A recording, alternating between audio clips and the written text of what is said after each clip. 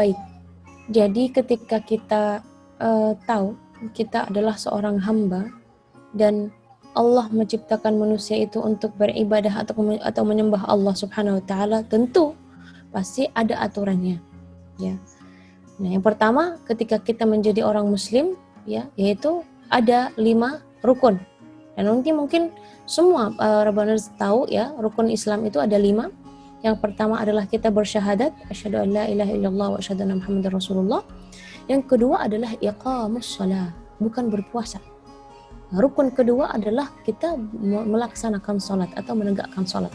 Nah, karena apa gunanya kita sholat, apa gunanya kita berpuasa sedangkan kita tidak sholat? Ada yang puasa tidak sholat, ada.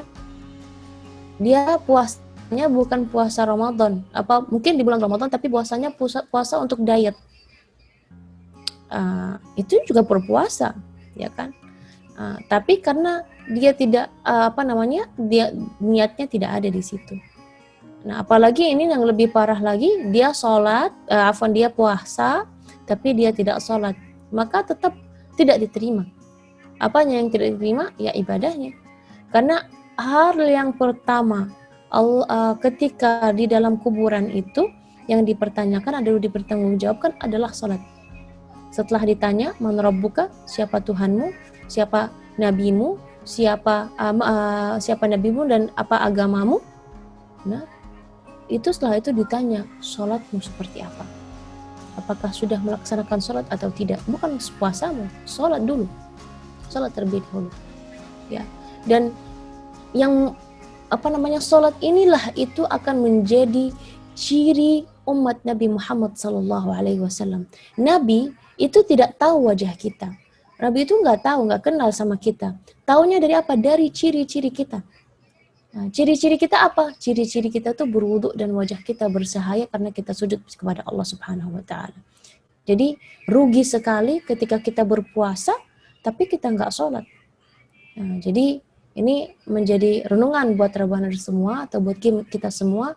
Coba ingat selama ini kita berapa kali atau sudah berapa tahunkah kita berpuasa tapi kita tidak sholat, atau bahkan semenjak balik tidak pernah sholat. Apakah benar-benar kita adalah seorang muslim? Apakah kita hanya muslim KTP saja? Nah, ini menjadi renungan buat kita semua. Bagaimana kita mau masuk surganya Allah? Sholatnya aja kita tidak dengar. Bagaimana kita pengen menjadi pribadi yang baik, yang sesuai dengan arahan Allah apabila kita tidak sholat? Jadi ini sesuatu yang menurut saya, makanya di antara ciri-ciri untuk mencari jodoh, ya, kita lihat sholatnya, hubungannya sama Allah. Kenapa? Karena istilahnya ya gini ya, kalau dia tidak takut sama Tuhannya, bagaimana mau takut sama istrinya gitu ya? Atau sebaliknya, gimana kalau dia tidak sholat, kalau dia tidak takut sama Allah, bagaimana dia mau taat kepada suaminya? Seperti itu. Jadi maka dari situ sholat itu penting sekali. Dan bahkan kita lihat perintah sholat dalam Al-Quran itu lebih banyak daripada perintah puasa ya. Perintah puasa itu mungkin diperjelaskan hanya di dalam surat Al-Baqarah, tapi perintah salat itu hampir ketika Allah Subhanahu wa taala menjelaskan tentang sifat-sifat orang bertakwa, di situ ada orang melaksanakan salat. Di antara sifat-sifat orang yang qad aflahal mu'minun, orang-orang yang meraih syurganya Allah, itu termasuk mereka, di antara golongan mereka adalah orang-orang yang melaksanakan salat. Dan juga dalam banyak hal ya, wa ma umiru illa liya'budullah mukhlishina lahud-din wa hunafa wa yuqimus shalah. Orang-orang yang ikhlas adalah orang-orang yang dimana mereka melaksanakan salat dan mereka berzakat juga. Dan kalau kita pengen menjadi pribadi yang baik, yang taat kepada Allah, maka kita sadar bahwa salat itu bukan hanya sebatas tugas, tapi kita memahami bahwa ini adalah salah satu cara kita berbicara bersama Allah. Karena ketika kita dalam salat, dalam hadis Rasulullah SAW menjelaskan, ketika seorang hambaku, ya itu hadis qudsi namanya, ketika seorang hambaku dia bersalat, maka aku di situ hadir di depannya.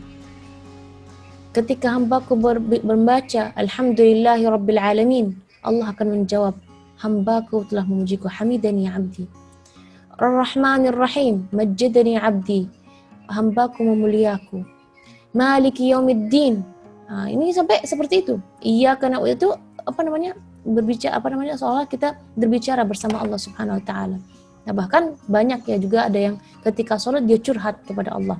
Nah, ini menjadi renungan buat kita semua. Kalau kita pengen menjadi hamba yang terbaik, alangkah baiknya kita ya sholat terlebih dahulu. Dan ketenangan hati ketika sholat itu tidak bisa dinilaikan dengan uang. Ketenangan hati, mungkin dia berpuasa, aku berpuasa, tapi dalam hatinya itu pasti ada rasa risih. Pasti ada rasa risih. Kenapa? Karena dia berpuasa seharusnya kan karena Allah. Apa karena dia berpuasa itu ikut-ikutan saja? Nah, melaksanakan sholat ini kita akan menjadi pribadi yang lebih baik dan lebih tenang lagi dan lebih bahagia.